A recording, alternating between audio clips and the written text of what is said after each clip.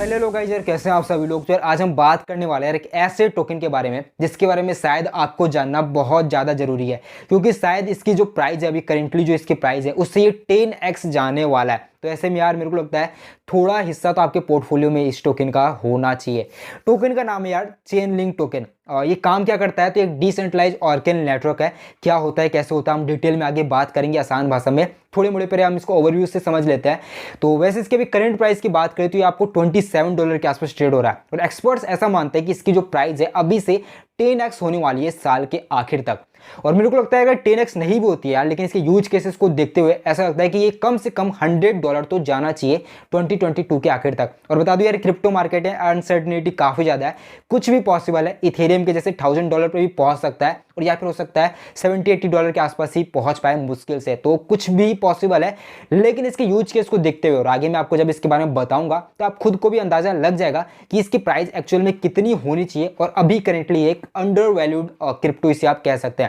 शुरुआत करते हैं, पहले बात करते हैं क्या है चेन लिंक और कौन सी जो बड़ी प्रॉब्लम है जो ये सॉल्व कर रहा है। तो देखो यार, ये जो चेन लिंक है ये मैंने आपको बताया एक डिसेंट्रलाइज ऑर्गेन नेटवर्क है, जिसका बेसिकली सिंपल एक ही काम है, ये ऑफ चेन जो डेटा होता है उसे डिसेंट्रलाइज तरीके से ऑन चेन पहुंचाना, ताकि स्मार्ट कॉन्ट्रैक्ट बेस्ड जितने सारे डैप्स बन रहे हैं यानी कि डिसेंट्रलाइज एप्स बन रहे हैं वो बहुत ही कमाल तरीके से वर्क कर सके। आपको पता है यार अभी सब कुछ स्मार्ट कॉन्ट्रैक्ट पे शुरू हो रहा है धीरे धीरे, बहुत सारे डैप्स तैयार हो रहे हैं डीफाई में, और भी काफ़ी सारे डैप्स बन रहे हैं जो ऑटोमेटेड तरीके से एक स्मार्ट कॉन्ट्रैक्ट पे वर्क करते हैं। जैसे कि मैं आपको एक दो एग्जांपल देता हूँ, एक एग्जांपल से समझते हैं। जैसे कि एक इंश्योरेंस तरीके से समझते हैं कि अगर ए के घर में आग लगती है तो बी उसे इतने पैसे देने वाला है। बेसिकली एक स्मार्ट कॉन्ट्रैक्ट पे लिख दिया गया है, और आपको पता है अगर स्मार्ट कॉन्ट्रैक्ट पे कुछ लिख दिया जाता है तो वो उसमें आप कुछ नहीं कर सकते, वो उस हिसाब से अपने आप काम करने लगेगा। तो इसके अंदर सपोज अगर ए के घर में आग लग गई तो बी उसमें कुछ नहीं कर सकता, वो पैसे ऑटोमेटिक उसके पास चले जाएंगे क्योंकि स्मार्ट कॉन्ट्रैक्ट पर लिख दिया गया। अब ये चीज़ स्मार्ट कॉन्ट्रैक्ट को पता कैसे चलेगी कि ए के घर में एक्चुअल में आग लग चुकी है।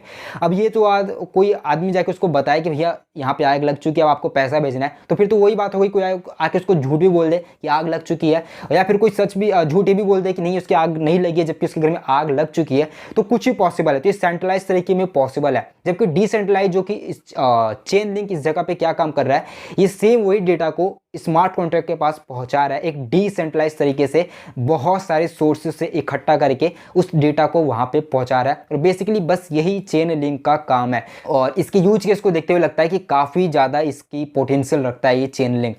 यहाँ पे एक और एग्जांपल समझते हैं फार्मिंग के केस में। जैसे कि अगर आज के ट्रेडिशनल तरीके से हम बात करें तो काफी सारे अपने केस देखे होंगे कि इतनी बार कहीं सूखा पड़ गया तो किसानों को काफी ज्यादा नुकसान होता है, इस साल अच्छी फसल नहीं हुई तो फिर उन्हें क्लेम करना पड़ता है। अगर वो इंश्योरेंस लिए हुए होते हैं कुछ फार्मर्स तो उन्हें क्लेम करना पड़ता है कि भैया हमें इस साल घाटा हुआ है, हमारे यहाँ सूखा पड़ा, अच्छी खेती नहीं हो भाई, अच्छी फसल नहीं हो भाई, तुम्हारा जो नुकसान हुआ है यार उसका क्लेम मेरे को वापस कर दो।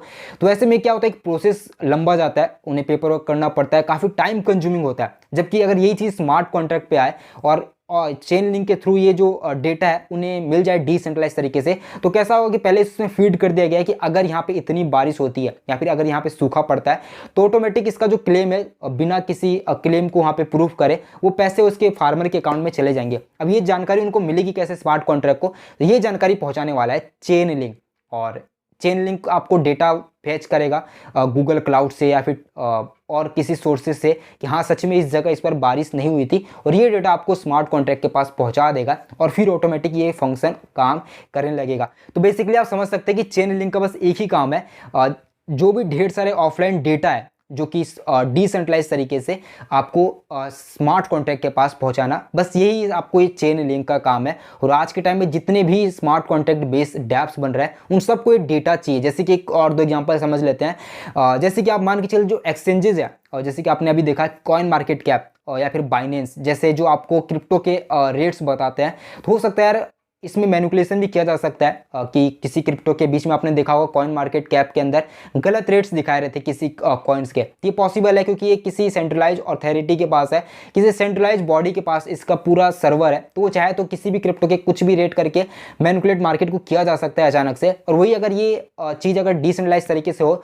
जहाँ पे कोई इंसान कुछ नहीं कर सकता, अगर आप ऑटोमेटिक सब होगा, कितना डेटा मार्केट में 10 सोर्सेज से फेच करके फिर एवरेजिंग वो डेटा आपको डिसेंट्रलाइज पे दिखाया जाए, तो वहाँ पे पॉसिबल काफ़ी कम है कि आपको एक जगह डेटा गलत हो सकता है, लेकिन बाकी 9 जगह तो डेटा सही होगा। तो एक्चुअल में जो एवरेजिंग निकल के आएगा वो डेटा आपको इस डिसेंट्रलाइज जो भी एक्सचेंज होगा वहाँ पे दिखाया जाए। तो यहाँ पे जो डेटा इकट्ठा करने का काम होगा ये काम करने वाला है चेन लिंक, और ये चेन लिंक डेटा ऑफलाइन से इकट्ठा करके ये आपको स्मार्ट कॉन्ट्रैक्ट पे पहुँचाने वाला है। तो ये बेसिकली काम है आपको इस चेन लिंक जो भी टोकन है।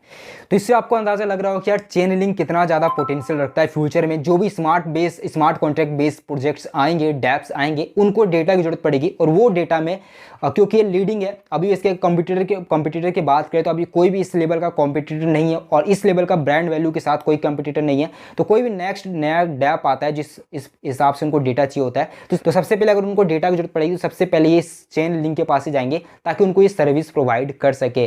तो आप इससे अंदाजा लगा सकते हैं कि चेन लिंक जो है ये पोटेंशियल काफ़ी ज़्यादा रखता है। तो फाइनली इसके यार कुछ प्रोज एंड कॉन्स की बात कर लेते हैं। तो सबसे पहला प्रोज इसका जो मेरे को लगा वो ये है कि इसका जो है सप्लाई जो है वो टोकन सप्लाई इसकी लिमिट है 1 बिलियन लिमिट है, लेकिन अभी इसकी जो करंट सप्लाई है वो लगभग 440 मिलियन की करंट सप्लाई मार्केट में है, जिसमें से लगभग आपको 30% ऑलरेडी कंपनी के पास है, 35% वैलिडेटर के पास है, बाकी 30% और 35% जो है वो मार्केट पब्लिकली अवेलेबल है। और सबसे बड़ा इसका कॉन्स भी यही है कि 1 बिलियन का सप्लाई जिसमें से अभी तक सिर्फ 42% ही मार्केट में अवेलेबल है। तो बाकी अगर देखा जाए तो लगभग 55% अभी भी मार्केट में आना बाकी है, और इसका कारण ये हो सकता है कि मार्केट में प्राइस फ्लक्चुएशन काफ़ी ज़्यादा देखने को मिल सकती है, क्योंकि जितने ज़्यादा टोकन धीरे धीरे आएंगे तो प्राइस में आपको फ्लक्चुएशन देखने को मिल सकता है। तो अभी इसकी जो प्राइस है वो काफ़ी ज़्यादा फ्लक्चुएट हो सकती है, लेकिन फ्यूचर काफ़ी ज़्यादा ब्राइट है, क्योंकि इसकी जो मैक्सिमम सप्लाई है वो 1 बिलियन तक सीमित है। जैसे कि अगर हम बात करें बिटकॉइन तो 21 मिलियन इसकी सीमित सप्लाई है।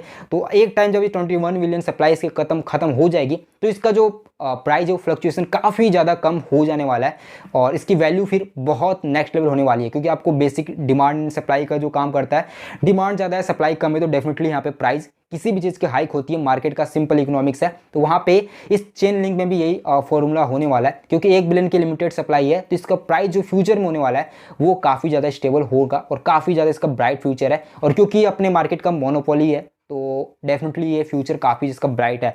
अब यहाँ पे फाइनली हम बात करते हैं कि क्या आपको इसमें इन्वेस्ट करना चाहिए और क्या इसकी प्राइस प्रेडिक्शन है। तो देखो यार मैंने बता दिया एक्सपर्ट्स वगैरह के हिसाब से, और इसका पोटेंशियल देखते के हिसाब से ये लगता है कि यार बहुत अच्छा यूज केस है, क्योंकि स्मार्ट कॉन्ट्रैक्ट बेस्ड जितने भी डैप आएंगे उनको डेटा की जरूरत पड़ेगी, अच्छे से स्मार्ट कॉन्ट्रैक्ट वर्क कर सके। तो उनको डेटा कहाँ से मिलेगा, चेन लिंक उनको प्रोवाइड कराएगा, क्योंकि इस मार्केट का लीडिंग ब्रांड है इस डेटा प्रोवाइडर में। इन्होंने काफ़ी सारे अभी यहाँ पे गूगल क्लाउड के साथ इन्होंने अभी टाई अप किया है, और काफ़ी बड़ी बड़ी ब्रांड के साथ ही टाई अप कर रहे हैं, जो कि ऑफलाइन सेंट्रलाइज बॉडी है उनके साथ ही टाई अप कर रहे हैं, और डिसेंट्रलाइज तरीके से अपने डेटा को पहुंचाने के लिए। तो पोटेंशियल काफ़ी है इसका चेन लिंक का, और काफ़ी इसका फ्यूचर ब्राइट है। तो डेफिनेटली 2022 के आखिर तक $100 ये टच करेगा, और अगर पॉसिबल हुआ तो उससे ऊपर भी जा सकता है, और इन्वेस्टर के थ्रू इन्वेस्ट करना चाहिए। तो डेफिनेटली आपको अपना कुछ हिस्सा पोर्टफोलियो का इस चेन लिंक में जरूर रखना चाहिए। बाकी यार इतना ही है, बाकी अगर आप चाहें तो थोड़ी और अपनी रिसर्च कर सकते हैं। उम्मीद है आपको वीडियो पसंद आएगा। बाकी और ऐसी यार क्रिप्टो वर्ल्ड से जुड़ी हुई सभी जानकारी के लिए, चाहे क्रिप्टो न्यूज हो, बाकी नई कॉइन लिस्टिंग हो, या फिर और मार्केट से जुड़ी हुई अपडेट्स के लिए हमारे साथ जुड़ सकते हैं। बाकी वीडियो से बिल्कुल लाइक करें। तब तक के लिए इतना ही, बाय बाय।